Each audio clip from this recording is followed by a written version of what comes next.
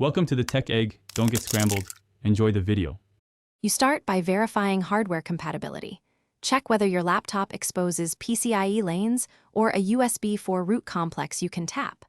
Once you know the interface, pick a Thunderbolt for controller and an appropriate enclosure or internal adapter.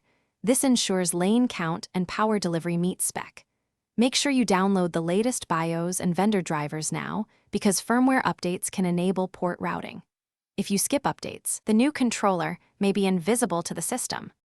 Once the laptop is powered and grounded, open the chassis and locate the correct slot, M2 or mini PCIe, then attach the Thunderbolt 4 controller to the adapter. Route any internal USB 4 or power cables carefully and secure connectors. Loose connections break enumeration. After reassembly, boot into BIOS to enable Thunderbolt and set security levels. When the OS loads, flash the controller firmware if available and install the drivers, so the host and peripherals can negotiate PCIe tunneling and display port over cable.